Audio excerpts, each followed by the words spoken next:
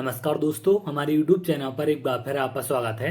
आज हम बात करेंगे एमपीटेट वर्ग 3 चयन परीक्षा के लिए मैथ के थर्ड प्रैक्टिस सेट के बारे में। इसके पहले मैंने आपको मैथ के 2 प्रैक्टिस सेट सॉल्व करा दिए हैं, तो उनको जाकर आप देख सकते हैं। और मैंने आपको साइंस के भी 5 प्रैक्टिस सेट सॉल्व करा दिए हैं, तो उन सब का लिंक आपको वीडियो के डिस्क्रिप्शन में मिल जाएगा। एमपीटेट वर्ग 3 चयन परीक्षा के नाम से प्ले लिस्ट है, उसमें तमाम वीडियो आपके पड़े हुए हैं, तो इनको जाकर देख सकते हैं। इनसे काफी क्वेश्चन आपको एग्जाम में फंस सकते हैं, क्योंकि यहाँ पर जो आपको प्रैक्टिस सेट कराए जा रहे हैं वो लेटेस्ट पैटर्न जो आपका 2025 का जारी किया गया है, उसी सिलेबस के अनुसार आपके सारे प्रैक्टिस सेट हैं। तो आज के वीडियो में हम बात करेंगे मैथ के थर्ड प्रैक्टिस सेट के बारे में। सबसे पहला क्वेश्चन यहाँ पर आपका पूछा गया है। यहाँ पर आपको संख्याएं दी गई हैं कि गुणनखंड में कुल अभाज्य गुणनखंड की संख्या हमें ज्ञात करनी है। तो इसमें अभाज्य गुणनखंड हम कैसे निकालेंगे, पहले आप यहाँ पर समझ लें कि अभाज्य गुणनखंड आपके क्या होते हैं। इसके पहले आपको अभाज्य संख्या पता होनी चाहिए कि अभाज्य संख्याएं क्या होती हैं। तो अभाज्य संख्या आपकी वो संख्याएं हैं जो एक से और स्वयं से डिवाइड होती हैं, उनको हम क्या कहते हैं, अभाज्य संख्याएं कहते हैं। एग्जाम्पल के लिए आपका 2 है, 3 है, 5 है, 7 है, 11 है। इस तरीके से आपकी अभाज्य संख्याएं बढ़ती जाती हैं जो केवल एक से और स्वयं से आपकी डिवाइड होती है, उनको हम अभाज्य संख्याएं कहते हैं। अब यहाँ पर बात की जा रही है अभाज्य गुणनखंड की। तो अभाज्य गुणनखंड हम कैसे निकालेंगे। एग्जाम्पल के लिए अगर हम बात करें 12 की, तो 12 को हम अभाज्य गुणनखंड में तोड़ेंगे। तो इसको हम कैसे तोड़ेंगे, अगर आप इसको 3 × 4 लिखेंगे तो 4 आपकी अभाज्य संख्या नहीं है, तो ऐसा आपको नहीं लिखना है। इसको आप कैसे लिख सकते हैं, 2 × 2 × 3। इस तरीके से अगर आप लिखेंगे तो यहाँ पर ये आपके क्या है, 2, 2 और 3 आपके क्या है, इसके अभाज्य गुणनखंड है। तो इस तरीके से अभाज्य गुणनखंड हम निकाल सकते हैं। तो यहाँ पर 12 के अभाज्य गुणनखंड कितने होंगे, 1, 2, 3। इस तरीके से आंसर आप कर सकते हैं कि यहाँ पर 12 के 3 अभाज्य गुणनखंड हैं। अब इनको हम कैसे निकालेंगे। अब यहाँ पर अगर आप चाहें तो इनको पावर के रूप में भी लिख सकते हैं, क्योंकि क्वेश्चन हमें पावर में दिया गया है। जैसे अगर 2 × 2 को हम क्या लिख लें, 2 की पावर 2 इंटू यहाँ पर लिख देंगे अगर हम 3 की पावर 1। तो इनकी अगर आप घातें देखें तो 2 और 1 को मिलाकर क्या मिल जाएगा, हमें 3 मिल जाएगा। अब इस क्वेश्चन को हम कैसे सॉल्व करेंगे। यहाँ पर 8 आपका अभाज्य संख्या नहीं है, तो पहले हमें इसे अभाज्य संख्या में तोड़ना पड़ेगा। जैसे यहाँ पर लिखा है आपका 8 की पावर 10 है, इंटू 9 की पावर आपका 7 है, इंटू यहाँ पर 7 की पावर 8 है। तो यहाँ पर 7 आप देखेंगे कि 7 आपका अभाज्य संख्या है, तो इसको आपको नहीं तोड़ना है। यहाँ पर 9 को और आपको 8 को तोड़ना है। 8 को आप कैसे तोड़ेंगे, इसको हम लिख सकते हैं 2 × 2 × 2। इसकी पावर क्या हो जाएगा, 10 हो जाएगा। यहाँ पर इंटू लिखें आप। अब आगे देखें, यहाँ पर 9 को हम क्या लिख सकते हैं, 3 × 3 इसकी पावर 7, इंटू यहाँ पर क्या लिख सकते हैं, 7 की पावर 8। इसको नहीं तोड़ना आपको, क्योंकि ये ऑलरेडी अभाज्य में है, तो यहाँ से ब्रेक नहीं होगा। तो यहाँ से 2 की पावर आपको क्या मिल जाएगा, इसको आप 2 की पावर 3 लिख सकते हैं, और इसकी पावर है यहाँ पर 10, इंटू यहाँ पर आप देखें इसको आप 3 की पावर 2 लिख दें। यहाँ पर पावर है आपकी 7, इंटू 7 की पावर है आपका 8। तो यहाँ पर पावर की पावर मल्टीप्लाई हो जाती है, तो 2 की पावर कितना मिल जाएगा, 30, इंटू यहाँ पर देखें आप 3 की पावर कितना मिल जाएगा आपको, 2 × 7 हो जाएगा 14, इंटू यहाँ पर कितना है, 7 की पावर 8। अब यहाँ पर जो संख्याएं आप देखें 2 है, 3 है और 7 है, ये आपकी क्या है, अभाज्य गुणनखंड है, अभाज्य संख्याएं हैं। तो 2 कितने बार आएगा, 30 बार, 3 कितने बार आएगा, 14 बार, और 7 कितने बार आएगा, 8 बार। तो यहाँ पर हम अभाज्य गुणनखंड क्या बोल देंगे कि इनकी संख्या कितनी हो जाएगी, इनकी पावर को हम जोड़ देंगे। जैसे यहाँ पर 2 की पावर आपका 30 है, प्लस यहाँ पर 14 है 3 की पावर, और यहाँ पर 8 है आपका 7 की पावर। तो इन सबको हम जोड़ेंगे तो हमें कितना मिल जाएगा, 8 और 4 12, 2 आएगा, 1 आपके हासिल होगी। तो यहाँ पर आप देखिए 5, 52 आपके क्या हो जाएंगे, इसके अभाज्य गुणनखंड है। इस तरीके से आप अभाज्य गुणनखंड यहाँ पर निकाल सकते हैं किसी भी संख्या के। अगर आपको पावर में दी है तो इसके निकाल सकते हैं। नॉर्मल इस प्रकार से आपको 12 दिया गया है, यहाँ पर ऐसा दे दे कि 520 के अभाज्य गुणनखंड बताएं, तो इसको भी पहले आप अभाज्य संख्या में ब्रेक कर लेंगे, जैसे यहाँ पर आपने 12 को किया था, और इस तरीके से आप अभाज्य गुणनखंड बता सकते हैं। अगले प्रश्न पर आते हैं। अगला प्रश्न यहाँ पर पूछा गया है, यदि बहुपद 9x की पावर 5 y की पावर 2 z की पावर r की कोटि 15 है, तो r का मान क्या होगा। अब यहाँ पर आपको बहुपद की घात निकालना आना चाहिए कि बहुपद की घात क्या होती है। तो जो चर की मैक्सिमम पावर होती है या मैक्सिमम घात होती है, उसको हम क्या बोलते हैं, बहुपद की घात बोलते हैं। जैसे अगर आपने देखा होगा, अगर इस प्रकार से लिखा है x की पावर 2 y की पावर 3, प्लस यहाँ पर लिख दे आपको x की पावर 2 है, तो यहाँ पर बहुपद की घात क्या हो जाएगी। तो इसमें आप देखेंगे यहाँ पर 2 है, यहाँ पर 3 है, तो आपको ये 2 या 3 यहाँ पर 2 आंसर नहीं करना है। अगर सिर्फ आपको ऐसा लिखा है x की पावर 2, तो यहाँ पर बहुपद की घात आपकी क्या होगी, 2। इसकी जो मैक्सिमम पावर है वो आपकी बहुपद की घात है। अगर यहाँ पर ऐसा लिख दे 3x की पावर 9 प्लस 4x प्लस 1, तो इसमें बहुपद की घात क्या हो जाएगी, इसकी मैक्सिमम पावर देखें आप, x की पावर यहाँ पर 9 है, यहाँ पर आपका x है, हो सकता है यहाँ पर 8 लिख दें, तो आपको मैक्सिमम पावर ही आंसर करना है। तो 9 आपकी बहुपद की घात हो जाएगी। अब यहाँ पर इस कंडीशन में आपको क्या करना पड़ेगा, अगर इस प्रकार से मल्टीप्लाई में है तो आप भी जानते हैं कि जो मल्टीप्लाई का आपका रूल होता है उसमें पावर आपकी ऐड हो जाती है। तो बहुपद की घात हम कैसे बताएंगे, जैसे यहाँ पर पूछा गया है तो x की पावर 2 या फिर 3 या फिर 2 आपको आंसर नहीं करना है। आंसर क्या हो जाएगा, इसकी पावर 2 और 3 आपकी क्या होगी, ऐड हो जाएगी, और यहाँ पर 5 आपकी बहुपद की पावर होगी। अब क्वेश्चन में आप देखें 9x की पावर 5, y की पावर 2 और z की पावर r लिखा है। तो यहाँ पर बहुपद की घात क्या होगी, 5 प्लस 2 प्लस r। ये हमें दिया गया है कि कितना, इसकी कोटि कितनी है, 15 है। तो यहाँ पर हमें r क्या लेना पड़ेगा कि इसका मान 15 हो जाए। तो 7 यहाँ पर ऑलरेडी है, 8 की आवश्यकता आपको और है, तो ये 15 हो जाएगा। तो r का मान यहाँ से हमें क्या मिल जाएगा, 8। इस तरीके से आप सॉल्व कर सकते हैं। बहुपद की पावर निकालना आपको आना चाहिए, क्योंकि इस पर क्वेश्चन आपके पूछे जाते हैं। तो जो भी चर की अधिकतम घात होती है उसको ही हम बहुपद की कोटि बोलते हैं। यहाँ पर कोटि आपको दी गई है 15 है, तो r का मान पूछा गया था, तो यहाँ पर r का मान आपका 8 हो जाएगा। अगले प्रश्न पर आते हैं। अगला प्रश्न यहाँ पर पूछा गया है 2 की पावर x बराबर है 4 की पावर y प्लस 1 और 3 की पावर y बराबर है आपका 3 की पावर x माइनस 9। तो यहाँ पर पावर के रूल आपको पता होने चाहिए। जैसे यहाँ पर क्या लिखा है आपका 2 की पावर x है, बराबर दिया गया है 4 की पावर y प्लस 1, तो इसको हम क्या लिख लेंगे, 2 की पावर 2 ऊपर चला जाएगा y प्लस 1। अब यहाँ पर आप देखें आधार अगर आपके समान है तो घातें आपकी क्या होती हैं, बराबर हो जाती हैं। तो यहाँ से हमें क्या मिल जाएगा, x बराबर 2 ब्रैकेट में है आपका y प्लस 1। अब इसी प्रकार से इसको आप सॉल्व करें तो यहाँ पर क्या मिलेगा, यहाँ पर आधार आपके ऑलरेडी समान है, तो यहाँ से मिल जाएगा हमें y बराबर x माइनस 9। तो ये हमें 2 इक्वेशन मिल गई यहाँ से, एक इक्वेशन हमारी ये है और एक इक्वेशन हमारी यहाँ पर ये है। अब इनमें से x और y का मान आपको ज्ञात करना है। आप पहले x का मान किसी में रख दें या फिर y का मान रख दें, तो उससे यहाँ पर आपकी वैल्यू निकल आएगी। जैसे अगर हम यहाँ पर देखें कि x का मान कितना है, 2y प्लस 1 है, तो इसको हम पहले इसमें पुट कर दें ऊपर वाले इक्वेशन में, तो यहाँ पर हमें y क्या मिल जाएगा। अगर आप x का मान क्या रखेंगे यहाँ से 2y प्लस 1, तो x कितना है यहाँ पर आपका 2y प्लस 1 है और माइनस 9 यहाँ पर ऑलरेडी है, तो यहाँ पर क्या मिलेगा, y बराबर 2y प्लस 2 माइनस आपका 9।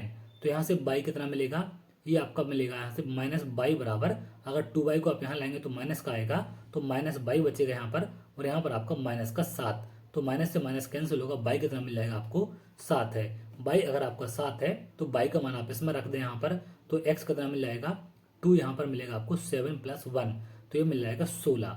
तो x हमें क्या मिल गया, 16 है, और y हमें 7 मिल गया। तो 16 और 7 दोनों प्लस के हैं, तो आंसर क्या हो जाएगा इसमें, x का मान 16 है और y का मान 7 है। चीज ध्यान रखेंगे, यहाँ पर ये आपका x और y है, क्लियर है। आपको 7 और 16 आंसर नहीं करना है। 7 16 का मतलब हो जाएगा कि x का मान 7 है और y का मान 16, तो ये गलती आपको नहीं करनी है। इन प्रश्नों के अलावा अगर आप लोग सभी विषय के क्वेश्चन सॉल्व करना चाहते हैं तो मैंने अपनी एप्लीकेशन पर टेस्ट सीरीज लॉन्च कर दी है, जो मेरे द्वारा ही डिजाइन की गई है। उसमें अच्छे लेवल के बेहतर क्वेश्चन आपको मिलेंगे। अभी वहां पर 5 फुल लेंथ टेस्ट आपके अपलोड हो चुके हैं और धीरे धीरे और फुल लेंथ टेस्ट अपलोड किए जाएंगे। काफी कम चार्ज में आपको टेस्ट सीरीज मिल जाएगी, तो उसे जाकर आप देख सकते हैं। संदीपनी एकेडमी हटा के नाम से एप्लीकेशन है, उसका लिंक भी आपको वीडियो के डिस्क्रिप्शन में नीचे मिल जाएगा, तो वहां से जाकर आप डाउनलोड करें, या फिर यूट्यूब चैनल के नाम से प्ले स्टोर पर सर्च कर सकते हैं, तो वहां पर एप्लीकेशन आपको मिल जाएगी। अगले प्रश्न पर आते हैं। अगला प्रश्न यहाँ पर पूछा गया है, एक समीकरण आपको दिया गया है 5/6 प्लस 6x7 प्लस 3/8z बराबर है 1511 के, में x का उच्चतम मान पूछा गया क्या होगा। तो यहाँ पर संख्या आपकी जोड़ी गई है, जैसे 5/6 है, यहाँ पर है आपका 6x7 है और यहाँ पर है आपका 3z8। इनको जोड़ने पर क्या मिला नीचे, 1511। अब कुछ इस प्रकार से मिलेगा आपको 1511, क्लियर है। अब यहाँ पर अगर हम इसे जोड़कर देखें तो ये कितना हो जाएगा, 8 7 15 6 21, तो 21 का 1 यहाँ पर आ जाएगा और 2 क्या होगा आपका कैरी आएगा ऊपर। अब यहाँ पर इनका मान आपको रखना है x y z का, लेकिन यहाँ पर हमसे पूछा गया कि x का उच्चतम मान अधिकतम मान आप क्या रख सकते हैं। और यहाँ पर आप देखेंगे यहाँ पर 1 है, यहाँ पर कितना कैरी आ रहा है, 6 5 11 और 3 14, तो यहाँ पर 14 आपका ऑलरेडी है। मात्र 1 कैरी लाने की यहाँ पर आवश्यकता है, 1 से ज्यादा कैरी आप यहाँ पर नहीं ला सकते हैं। आप ऐसा भी नहीं कर सकते कि सभी का मान आप 9 रख दें, तो 27 ही हो जाएगा, 2 29, यहाँ पर 2 कैरी आएगा, लेकिन 14 ऑलरेडी है तो यहाँ पर 16 हो जाएगा। तो ये चीज आपको ध्यान रखनी है, यहाँ से कैरी सिर्फ आपको 1 लाना है। तो अधिकतम मान पूछा गया x का, तो पहले हम ट्राई करते हैं अधिकतम मान इसको 9 ले लेते हैं x को, और बाकी को हम क्या ले लें, 0 ले लें।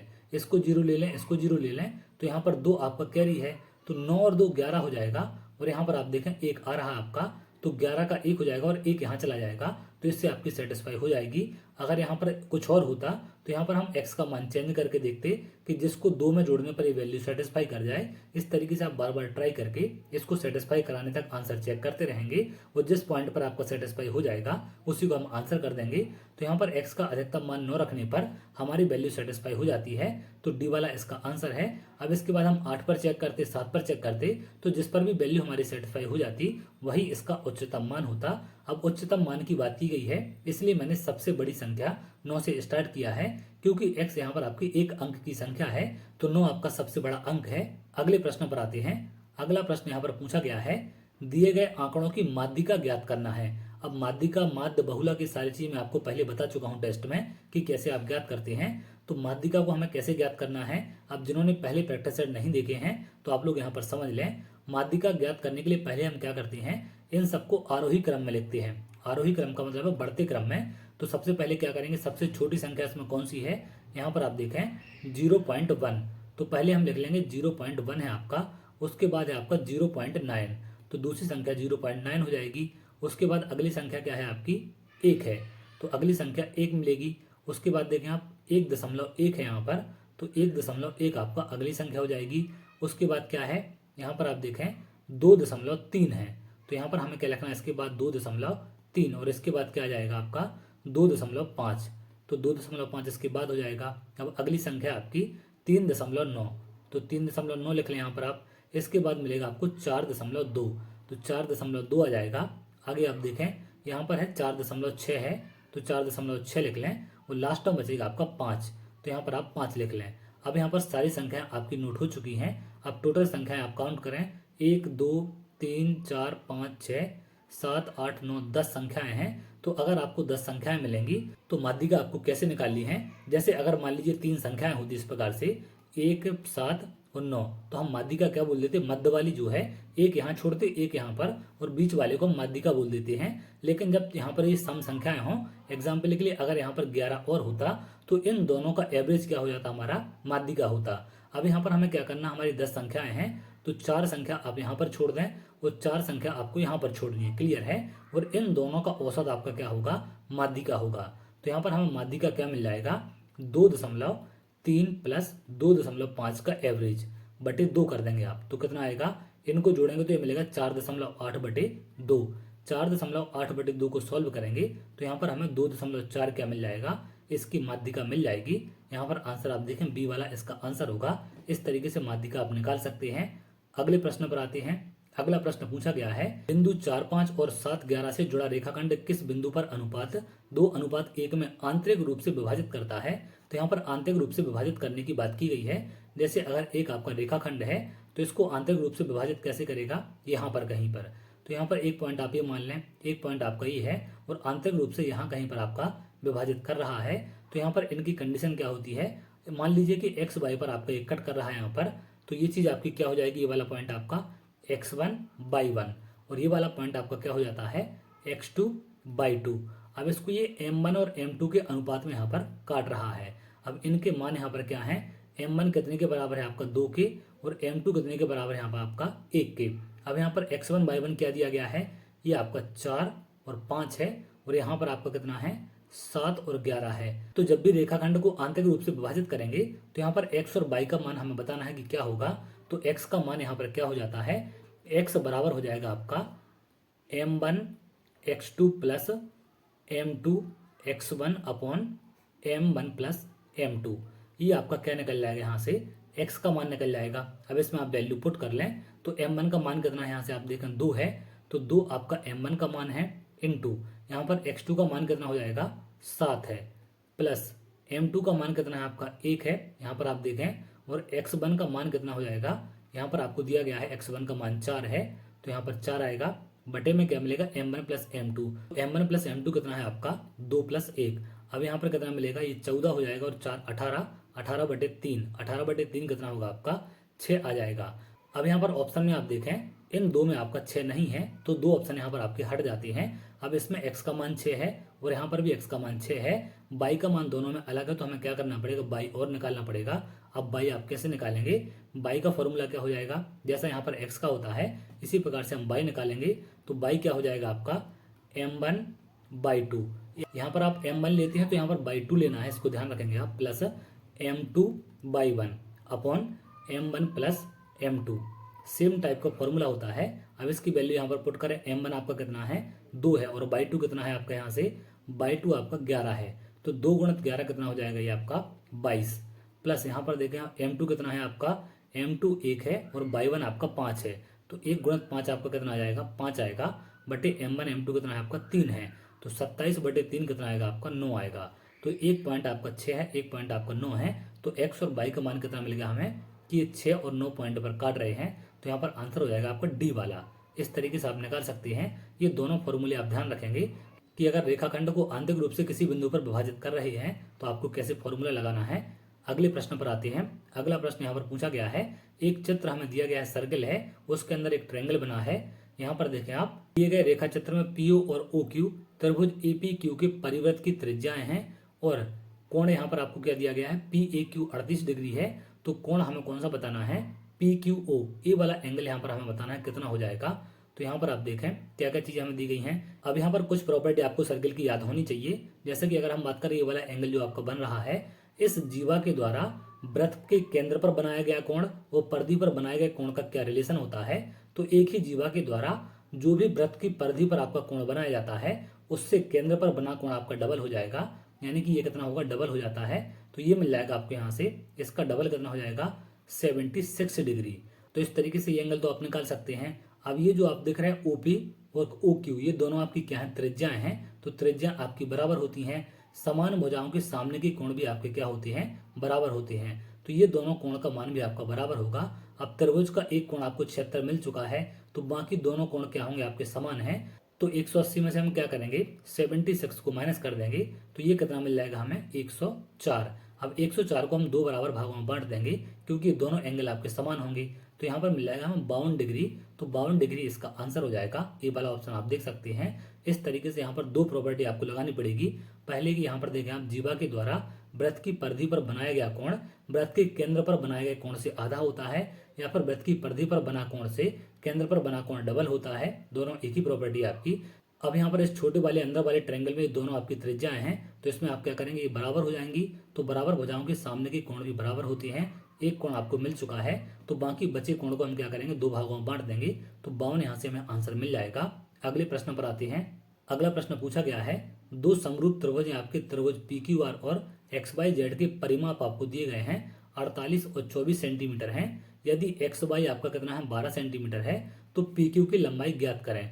अब यहाँ पर थोड़ा सा क्वेश्चन में आपको सावधानी रखनी है, क्योंकि बात की जा रही है किसकी, त्रिभुज पी क्यू आर के परिमाप की, और यहाँ पर आपका त्रिभुज एक्स वाई जेड, इन दोनों के परिमाप की बात की जा रही है। इन दोनों के परिमाप का अनुपात कितना है, यहाँ पर आपका 48/24 है, और यहाँ पर आपको एक्स वाई दिया गया है। तो जब भी आपको परिमाप दिया जाए और एक भुजा दी जाए, तो इनका परिमाप इनकी भुजाओं के अनुपात के बराबर होता है। तो यहाँ पर आपको एक्स वाई दिया गया, एक्स वाई आप ध्यान रखेंगे, एक्स वाई आपका कौन सा है, नीचे वाले त्रिभुज की, तो एक्स वाई आपको यहाँ पर लिखना है, और यहाँ पर क्या हो जाएगा आपका पी क्यू।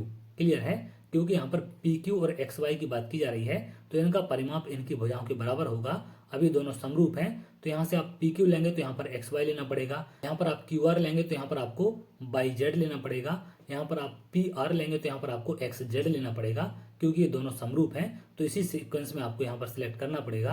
तो यहाँ पर आप देखें, अब ये चीज़ आपको एक्स वाई कितना दिया गया है, ये आपका 12 है, तो 12 से 2 बार कट जाएगा, और ये 2 से कटेगा आपका 24 बार। तो पी क्यू कितना मिल जाएगा हमें, 24 है। तो इस तरीके से आप वैल्यू पुट करके यहाँ पर निकाल सकते हैं। परिमाप इनकी भुजाओं के अनुपात के बराबर होता है, और जो क्षेत्रफल होता है आपका, वो भुजाओं के वर्ग के बराबर होता है। तो ये दोनों प्रॉपर्टी आपको यहाँ पर समरूप त्रिभुज की ध्यान रखनी है। इन दोनों पर क्वेश्चन आपके अक्सर बनते हैं। अगले प्रश्न पर आते हैं।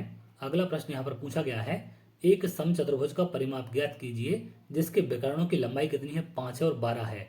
अब समचतुर्भुज नाम से आपको ध्यान आ रहा होगा कि जिसकी सभी भुजाएं समान हैं, लेकिन समान तो वर्ग की भी होती हैं। तो वर्ग को आपको क्या करना है, एक आपका वर्ग होता है इस तरीके से जिसकी चारों भुजाएं क्या हों, समान हों, लेकिन यहाँ पर सभी एंगल आपके 90 डिग्री होते हैं। अगर इधर से हम थोड़ा सा इसको क्या करेंगे, धक्का लगाएंगे, तो हल्का सा इस प्रकार से आपका क्या हो जाएगा, एक समचतुर्भुज बन जाएगा। जैसा ये देख पा रहे हैं आप इस तरीके से, जिसके कोण 90 डिग्री के नहीं होते हैं, लेकिन चारों भुजाएं क्या होती हैं, समान होती हैं। इसको हम क्या बोलते हैं, समचतुर्भुज। और इसके विकर्ण की प्रॉपर्टी क्या होती है, जो इसके आपके विकर्ण होते हैं ये एक दूसरे को 90 डिग्री पर काटते हैं। तो ये प्रॉपर्टी भी आपको पता होनी चाहिए कि ये दोनों क्या करते हैं, 90 डिग्री पर काटते हैं। अब एक विकर्ण आपका कितना है, 5 है, तो ये बराबर बराबर एक दूसरे को काट देते हैं। छोटा वाला विकर्ण आपका 5 होगा, तो आधा कितना हो जाएगा, ये 5/2। और यहाँ पर ये हो जाएगा आपका 12 का आधा 6। यहाँ पर आपका 12 का आधा 6 है, और ये आपको 5/2 मिल गया। क्लियर है। तो ये भी आपका 6 हो जाएगा, और ये आपका 5/2। अब यहाँ पर 90 डिग्री पर काट रहा है, तो इसके साथ एक भुजा आपकी आधार होगी और एक भुजा आपकी लंब होगी। जैसे इसकी अगर हम बात करें, इस ट्रायंगल की, इसको नाम दे दें यहाँ पर ए बी, और इसको मान लें हम ओ है। तो त्रिभुज अगर हम बात करें ए बी ओ की, तो इसमें किस प्रकार से त्रिभुज बना है आपका, इस तरीके से। यहाँ पर आपका ओ है, यहाँ पर ए है, और यहाँ पर बी है। ये आपका 5/2 है, और ये यहाँ पर आपका कितना है, 6 है। तो कर्ण हम कैसे निकालेंगे, इन दोनों का वर्ग करके उसका रूट लगा देंगे। तो इसका 5/2 का वर्ग क्या हो जाएगा, 25/4, प्लस इसका क्या हो जाएगा, 6 का 36, और इनका रूट क्या मिल जाएगा हमें, कर्ण। तो इसको आगे निकालेंगे आप, 4 का यहाँ पर गुणा होगा, तो ये 144 और 25 कितना हो जाएगा, 169/4 का रूट।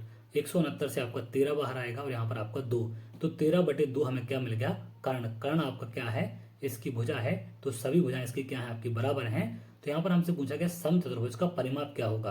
अब इसकी चारों भुजाएं कितनी हैं, एक भुजा आपकी 13/2 है, तो चारों भुजाओं का योग क्या होगा, आपका समचतुर्भुज का परिमाप हो जाएगा। क्लियर है। तो इस तरीके से आप निकाल सकते हैं। 2 से ये 2 बार कटेगा, 13 × 2 26 आपको आंसर मिलेगा। ये वाला आंसर आप कर सकते हैं। इस तरीके से आपको निकालना है। यहाँ पर इनकी प्रॉपर्टी पता होनी चाहिए। अगले प्रश्न पर आते हैं। अगला प्रश्न यहाँ पर पूछा गया है, यदि एक वृत्ताकार पथ की बाहरी और भीतरी त्रिज्या यहाँ पर 2a और है, तो इसका क्षेत्रफल ज्ञात करना है। अब यहाँ पर वृत्ताकार पथ की बाहरी और भीतरी त्रिज्या की बात की जा रही है कुछ इस प्रकार से, जैसे कि आप ये देख रहे हैं इस तरीके से। अब यहाँ पर ये थोड़े से आपको यहाँ पर डिस्टर्ब लग रहे होंगे, तो इसको हमें हल्का सा क्या करना है, हल्का सा इस तरीके से बराबर कर लेना। क्लियर है। तो यहाँ पर आप देखें, अब इस वृत्ताकार पाथ की बात की जा रही है हमसे कि ये वृत्ताकार पाथ का क्षेत्रफल पूछा गया है, क्या होगा। अब यहाँ पर बाहरी और भीतरी त्रिज्या हमें दी गई है। बाहरी त्रिज्या कितनी है, यहाँ से ये है हमारी 2a, ये 2a दी गई है, और अंदर वाली त्रिज्या हमें कितनी दी गई है, b है। तो यहाँ पर हम क्या करेंगे, पूरे बाहर वाले सर्किल के क्षेत्रफल में से अंदर वाले को हम माइनस कर देंगे, तो हमें क्या मिल जाएगा, इस वाले रास्ते का क्षेत्रफल। अब बाहर वाले का क्षेत्रफल क्या हो जाएगा, πr²। कैपिटल R बड़ी त्रिज्या मान लेते हैं, और इसमें से हमें माइनस क्या करना है, छोटे वाले त्रिभुज की क्षेत्रफल को। तो इसको हम मान लें स्मॉल r, तो इसको हम वैल्यू रखेंगे, तो पाई यहाँ से आप कॉमन ले लें, तो यहाँ पर क्या आ जाएगा, इसमें आप वैल्यू रखें, r क्या है, इसकी त्रिज्या है 2a। 2a का स्क्वायर कितना हो जाएगा, 4a² माइनस यहाँ पर r का स्क्वायर, ये है आपका b, तो ये मिलेगा हमें b²। तो यहाँ पर आप देखें कौन से ऑप्शन में है, डी वाला ऑप्शन आप देख सकते हैं। इस तरीके से ये क्या मिल जाएगा हमें, इस वाले रास्ते का क्षेत्रफल है। अगले प्रश्न पर आते हैं। अगला प्रश्न यहाँ पर पूछा गया है, यदि किसी घन की प्रत्येक भुजा की लंबाई 3 गुना बढ़ा दी जाए, तो इसका आयतन वास्तविक आयतन का कितने गुना हो जाएगा। 3 गुना बढ़ाई जा रही है, तो घन की भुजा आप भी जानते हैं क्या है, घन की भुजा अगर हम a माने, तो इसका आयतन क्या हो जाएगा, भुजा का क्यूब, a³ यहाँ पर हमें आयतन मिल जाएगा। लेकिन अब भुजा को ये क्या कर रहे हैं, 3 गुना बढ़ा दे रहे हैं, तो नई भुजा हमें क्या मिल जाएगी, यहाँ से नई भुजा मिलेगी हमें कितनी, 3a। 3 गुना अगर हम कर देंगे, तो अब नया आयतन हमें क्या मिलेगा, नया आयतन यहाँ से मिल जाएगा हमें 3a का क्यूब। 3a का क्यूब कितना हो जाएगा, 27a³। अब जो आयतन पहले a³ था, वो कितना हो गया है, 27a³, यानी कि कितना गुना यहाँ से हो गया, आप देखेंगे 27 गुना हो गया है। तो 27 गुना इसका आंसर हो जाएगा डी वाला। अगले प्रश्न पर आते हैं। अगला प्रश्न यहाँ पर पूछा गया है, एक निश्चित संख्या में कुछ आदमी और उनके कुत्ते रेलगाड़ी में यात्रा कर रहे हैं। आदमी और कुत्तों का अनुपात 5:2 है, तो रेलगाड़ी में कुल 54 पैर हैं, तो कुत्तों की कुल संख्या ज्ञात करें। अनुपात का क्वेश्चन यहाँ पर पूछा गया है। अब क्या क्या चीजें इसमें हमें पहले दी गई हैं, यहाँ पर आदमी और कुत्तों का अनुपात कितना है, यहाँ पर पहले हम लिख लेते हैं, आदमी हैं और कुत्ते हैं आपके, इनका अनुपात आपको दिया गया है।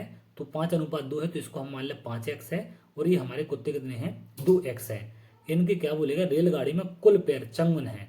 कुल पैर की अगर बात की जाए, तो यहाँ पर हम बात करें आदमी की, तो अगर आपके 5x आदमी होंगे तो एक आदमी के 2 पैर होते हैं, तो इसका डबल क्या हो जाएंगे, इनके पैर हो जाएंगे। तो यहाँ पर हम अगर पैर निकालें तो इनके डबल यानी कि 5 × 2, इसको आप क्या करेंगे, ये 10x मिल जाएगा। इसको आप डबल कर देंगे तो आपको इनके पैर मिल जाएंगे।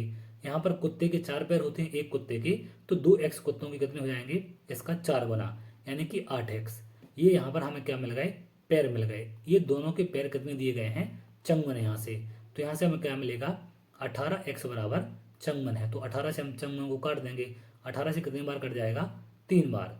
तो x क्या मिल गया वहाँ से हमें, 3 है। अब पूछा क्या गया है, कुत्तों की संख्या कितनी, यहाँ पर 2x है, तो 2x में x का मान हम 3 रखेंगे, तो ये कितना मिल जाएगा हमें यहाँ से, 6। 2 × 3 6 हो जाएगा, तो 6 इसका आंसर है। अगले प्रश्न पर आते हैं। अगला प्रश्न पूछा गया है, एक लड़के के पास कुल 60 रुपए हैं, जिसमें 5:6:8 के अनुपात में 1 रुपए के 50 पैसे के और 25 पैसे के सिक्के शामिल हैं। तो 25 पैसों के सिक्कों की संख्या बतानी है। अब यहाँ पर सिक्कों का अनुपात कैसा दिया गया है, सिक्कों का अनुपात है यहाँ पर, पहले हम क्या लिख लें, सिक्के यहाँ पर आपको दिए गए। इसको अगर हम मान लें कि ये 5x हैं, ये आपके 6x हैं और यहाँ पर आपके 8x हैं, इनका वैल्यू आप लिख लें। ये आपके 1 रुपए के हैं और यहाँ पर आपके ये 50 पैसे के हैं और यहाँ पर आपका ये लास्ट वाला 25 पैसे के हैं।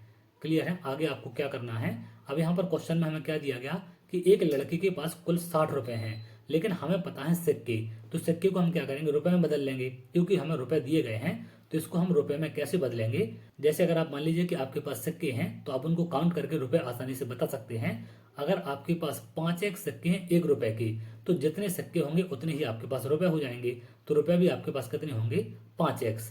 अगर हम बात करें 50 पैसे की, तो जैसे मैंने आपसे बोला कि आपके पास 50 पैसे के 4 सिक्के हैं, तो आप क्या बोलेंगे, इसके आधे यानी कि 2 रुपए हो जाएंगे। आपके पास 10 सिक्के होंगे तो इसके आधे 5 रुपए हो जाएंगे। तो अगर यहाँ पर आपके पास 6x सिक्के हैं तो इसका आधा यानी कि 6/2 आपके पास क्या होंगे, इसके रुपए बन जाएंगे।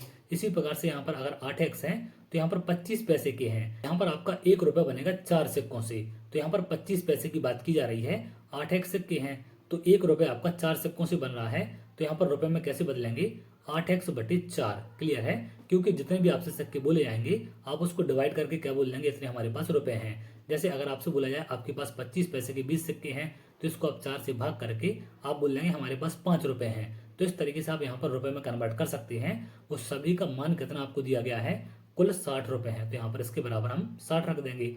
अब इसका आप एलसीएम लें तो एलसीएम कितना आएगा, 4 आएगा।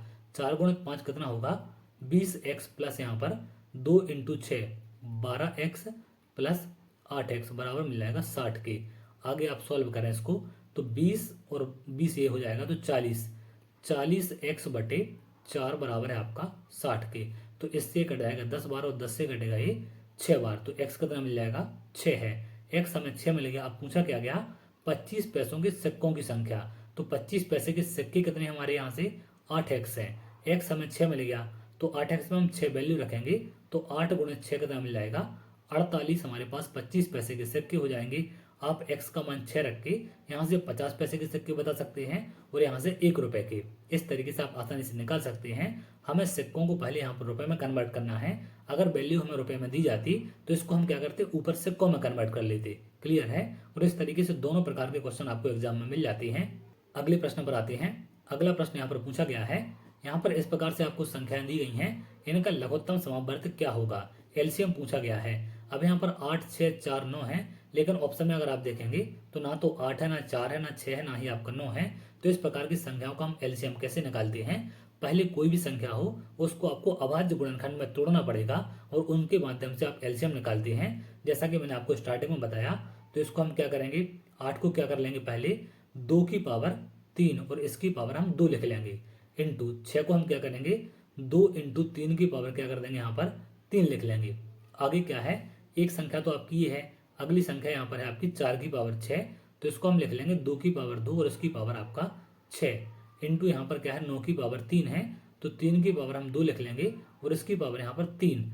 अब इनको आप सॉल्व करें तो 2 की पावर 3 × 2 कितना हो जाएगा, 2 की पावर 6 इंटू यहाँ पर क्या होगा आपका 2 की पावर 3 लिख देंगे इसको और 3 की पावर 3, क्योंकि जब भी इस प्रकार से मल्टीप्लाई में होता है तो इंडिविजुअल अलग अलग की पावर आप लगा सकते हैं। तो एक हमें ये मिल गया और यहाँ पर इसको सॉल्व करेंगे तो कितना मिलेगा, 2 की पावर 12 इंटू 3 की पावर कितना मिलेगा, यहाँ पर 2 × 3 6। अब यहाँ से ये तो सॉल्व हो गया आपका, लेकिन यहाँ पर आधार समान है तो ये घातें कितनी होंगी आपकी, 2 की घातें आपकी जुड़ जाएंगी। तो 2 की घात कितनी होगी यहाँ पर 9 हो जाएगी, इंटू 3 की घात 3 है, यहाँ पर 2 की घात आपका 12 है, इंटू 3 की घात आपका 6 है। अब यहाँ पर पूछा गया एलसीएम, तो अधिकतम घात आपकी क्या होती है, एलसीएम होगी। जैसे यहाँ पर देखें आप संख्याओं में 2 की अधिकतम घात दोनों में क्या है 12 है, तो 2 की पावर 12 आप पहले लिख लें।